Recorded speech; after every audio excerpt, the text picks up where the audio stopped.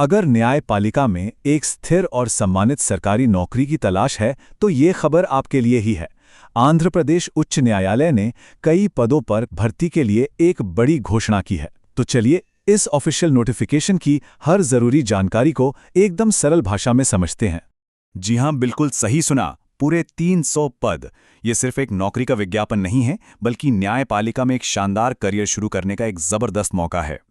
तो इस भर्ती से जुड़ी सारी बातों को समझने के लिए हमने इसे 5 आसान हिस्सों में बांट दिया है। हम बात करेंगे इस बड़ी घोषणा की, कौन कौन से पद हैं और वेतन क्या है, योग्यता की शर्तें क्या हैं, आवेदन कैसे करना है और आखिर में चयन की प्रक्रिया क्या होगी। तो चलिए शुरू करते हैं। सबसे पहले सबसे जरूरी चीज तारीखें। इन्हें कहीं अच्छी तरह से नोट कर लीजिए। याद रखिए, एप्लीकेशन पोर्टल 30 मार्च 2026 को खुलेगा और फॉर्म भरने की आखिरी तारीख है 19 अप्रैल 2026 रात 11:59 तक। बिल्कुल भी आखिरी दिन का इंतजार मत कीजिएगा। परीक्षा की तारीखों के लिए ऑफिशियल वेबसाइट apHCET.gov.in पर नजर बनाए रखनी होगी। अब उस सवाल पर आते हैं जो सबके मन में होता है कि आखिर पद कौन कौन से हैं और सैलरी कितनी मिलेगी। आइए देखते हैं। जैसा कि देख सकते हैं, असिस्टेंट पद के लिए सबसे ज्यादा यानी 78 वैकेंसीज हैं। ये एक बहुत बड़ा मौका है और अगर टाइपिंग या डेटा एंट्री में हाथ साफ है तो भी आपके लिए बहुत अच्छे अवसर हैं। तो अपने स्किल के हिसाब से सही पद चुनें।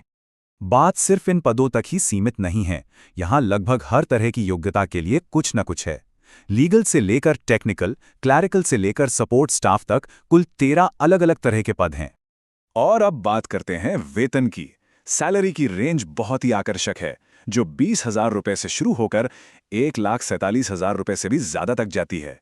मतलब ये सिर्फ एक नौकरी नहीं, बल्कि फाइनेंशियल सिक्योरिटी भी है।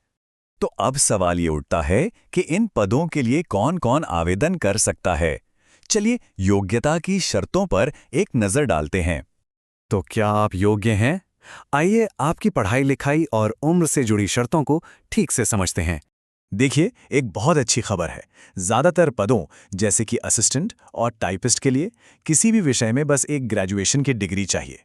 मतलब अगर आप आर्ट्स, साइंस, कॉमर्स या लॉ में ग्रेजुएट हैं तो आपके लिए बहुत सारे दरवाजे खुले हैं। हाँ, ये ध्यान रखना होगा कि कुछ खास पद हैं जिनके लिए खास डिग्री की ज़रूरत है।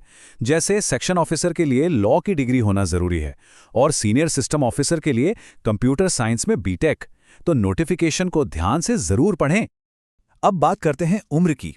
अगर आपकी उम्र 18 से 42 साल के बीच है तो आप आवेदन कर सकते हैं। और अगर आप आरक्षित श्रेणी में आते हैं जैसे SC, ST, BC या EWS तो आपको उम्र में छूट भी मिलेगी। और यहाँ महिला उम्मीदवारों के लिए एक बहुत बड़ी और अच्छी खबर है। इन सभी पदों में से 1/3 यानी 33.3% सीटें आपके लिए आरक्षित हैं। इसे हाथ से जाने मत दीजिएगा। ठीक है, तो अगर आप योग्य हैं और आवेदन करने का मन बना चुके हैं तो अगला कदम क्या है? चलिए मैं आपको बताता हूं कि अप्लाई करने की पूरी प्रक्रिया क्या है। आवेदन की प्रक्रिया काफी सीधी है। बस इन 5 स्टेप्स को फॉलो करना है। ऑफिशियल वेबसाइट apHC.gov.in पर जाएं, वन टाइम रजिस्ट्रेशन करें, फिर जिस पद के लिए अप्लाई करना है उसका फॉर्म भरें, डॉक्यूमेंट्स अपलोड करके फीस भर दें और बस 19 अप्रैल की डेडलाइन याद रखिएगा। आवेदन शुल्क की बात करें तो जनरल और BC कैटेगरी के लिए ये 800 रुपये है और SC, ST या विकलांग उम्मीदवारों के लिए 400 रुपये है। और हाँ, अगर आप एक से ज्यादा पदों के लिए आवेदन कर रहे हैं तो आपको हर पद के लिए अलग से फीस देनी होगी। तो आपने फॉर्म भर दिया, अब आगे क्या होगा? सबसे जरूरी सवाल, आपका चयन कैसे किया जाएगा? आइए इससे समझते हैं। यहाँ एक बहुत जरूरी बात है। कुछ पदों जैसे असिस्टेंट के लिए आपके एग्जाम के नंबर ही सब कुछ तय करेंगे, लेकिन टाइपिस्ट और डेटा एंट्री ऑपरेटर जैसी पोस्ट के लिए एग्जाम सिर्फ पहला पड़ाव है। असली इम्तिहान आपका स्किल टेस्ट होगा और फाइनल रैंक उसी के आधार पर बनेगी। परीक्षा में आएगा क्या? ज्यादातर पदों के लिए आपको जनरल नॉलेज और मेंटल एबिलिटी की तैयारी करनी होगी। हाँ, अगर आप सेक्शन ऑफिसर के लिए आवेदन कर रहे हैं तो आपको लॉ भी पढ़ना होगा। अगले राउंड में जाने के लिए जनरल कैटेगरी को कम से कम 40% नंबर लाने होंगे, BC के लिए 35% और SC, ST के लिए 30%। तो अपनी तैयारी पर पूरा जोर लगा दीजिए। लेकिन एक बात याद रखिएगा, सिर्फ मिनिमम क्वालिफाइंग मार्क्स लाना ही काफी नहीं है। इससे सिर्फ आप दौड़ में बने रहेंगे। असली जीत तो मेरिट लिस्ट में ऊपर आने से ही मिलेगी, इसलिए अपना बेस्ट देना होगा। आखिर में कुछ छोटी मगर जरूरी बातें।